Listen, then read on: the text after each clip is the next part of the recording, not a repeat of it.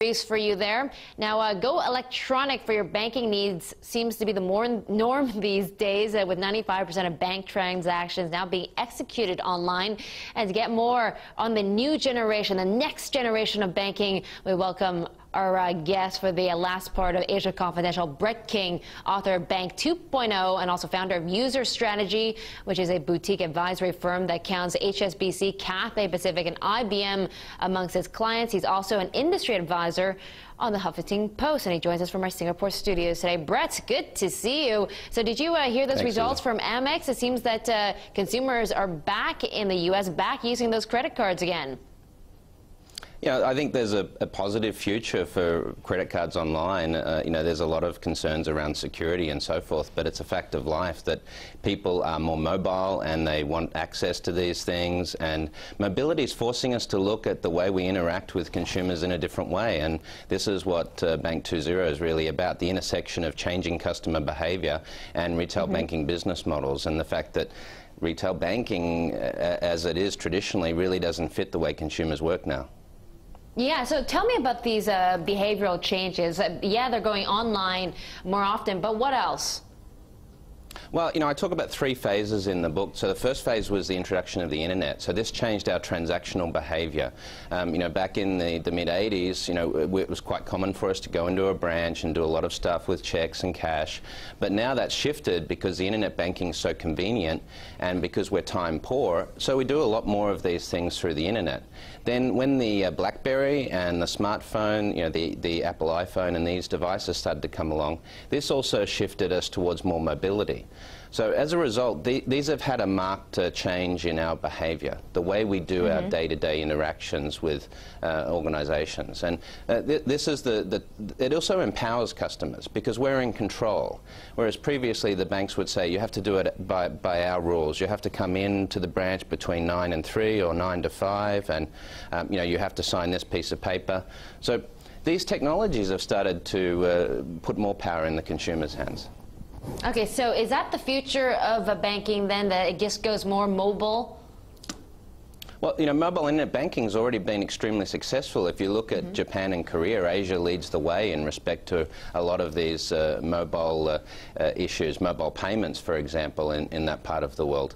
Mobile internet banking in the United States, Bank of America's had huge success with it. Out here in Asia, OCBC, they're seeing a 300% faster take-up of mobile internet banking than they had with standard internet banking. So mobile is definitely the future.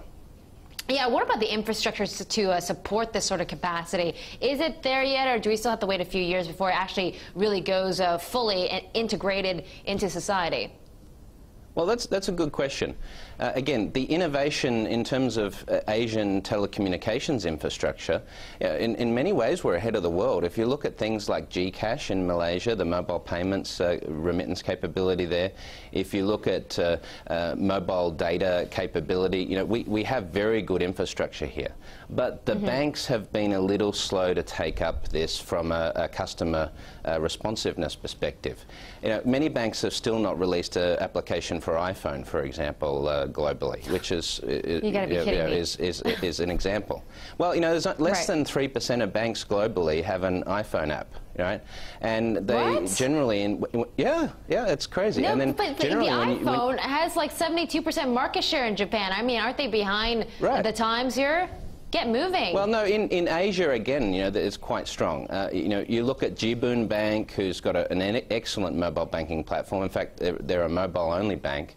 Shinsei Bank, again, OCBC here, DBS, Citibank, they've all got a strong mobile play. But in the rest of the world, they're a little bit slower. Hey, Andrew, do you feel secure doing your banking on your mobile phone? I have to give a twofold answer because I'm terribly old-fashioned. So I had to break a resistance level before I actually trusted the internet. In the same way that it's going to take quite a while for me to read a book on a pad, read a book on a slate computer. Right. But then, of course, the convenience is very important.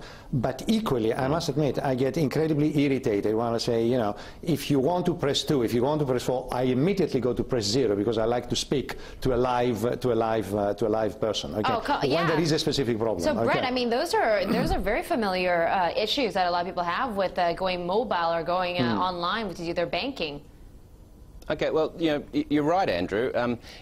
Technology has tended to be impersonal, and as a result, you know, we still want that personal flavour, you know, that level of service that we get with a face-to-face interaction.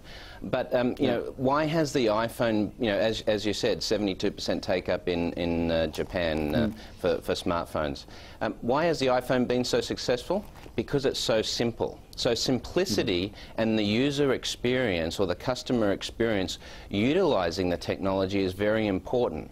And that's where we have a bit of a weakness in terms of delivery within the banking sector, where we don't really focus on developing applications that work more seamlessly for customers. Brett, nice talking to you. Thanks for your time. There you have it, Brett King, author of Bank 2.0, and of course, the wonderful Andrew Freris of BNP Wealth Management. Thank you so much for your time. Have a good weekend, Andrew.